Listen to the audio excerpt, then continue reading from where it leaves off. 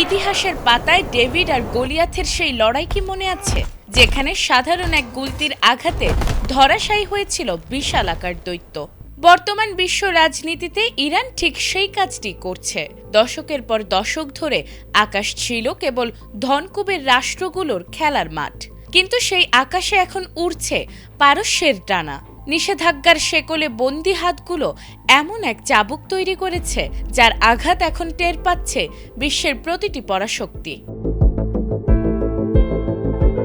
4 দশকের কঠোর নিষেধাজ্ঞা, প্রযুক্তিগত বিচ্ছিন্নতা আর সীমিত সম্পদ, সবকিছুকে চ্যালেঞ্জ ছুড়ে দিয়ে ইরান এখন ড্রোন প্রযুক্তিতে বিশ্ব রাজনীতির হিসাব পাল্টে দিচ্ছে।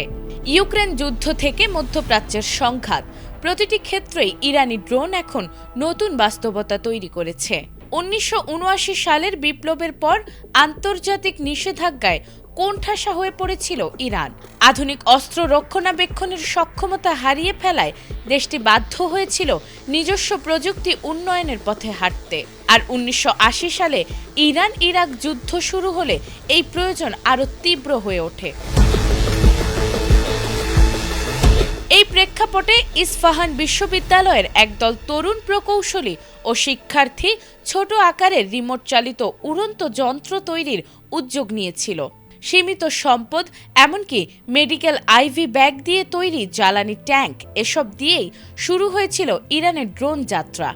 আর 1983 সালে প্রথম সফলভাবে শত্রুপক্ষের ওপর নজরদারি চালিয়ে এই প্রযুক্তি সামরিকভাবে কার্যকর প্রমাণিত হয়।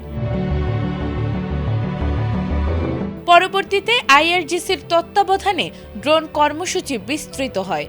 বিদেশি যন্ত্রাংশ সংগ্রহ, স্থানীয় উদ্ভাবন এবং ধারাবাহিক গবেষণার মাধ্যমে ইরান নজরদারি ড্রোন থেকে আক্রমণাত্মক ড্রোনে রূপান্তর ঘটায়। আর দেখতে দেখতে 1988 সালের মধ্যেই তারা সশস্ত্র ড্রোন ব্যবহারে অগ্রগামী দেশগুলোর একটি হয়ে ওঠে। মূলত ইরানের সাফল্যের মূল কৌশল ছিল কম খরচে বেশি প্রভাব।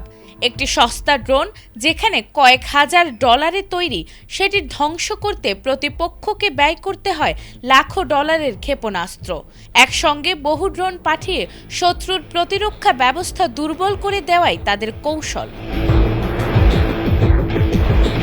2019 সালে সৌদি আরবের আরামকো স্থাপনায় হামলা এবং 2022 সালে ইউক্রেন যুদ্ধে রাশিয়ার হাতে ইরানি ড্রোনের ব্যবহার এই সক্ষমতাকে বিশ্বমঞ্চে তুলে ধরে। বিশেষজ্ঞরা বলছেন, প্রযুক্তিগত উৎকর্ষ নয়, বরং কৌশলগত চিন্তা, ধৈর্য এবং স্বনির্ভরতার উপর ভর করেই ইরান ড্রোন যুদ্ধে নতুন সমীকরণ তৈরি করেছে। নাজমুন নাহার জান্নাত, এটিএন বাংলা।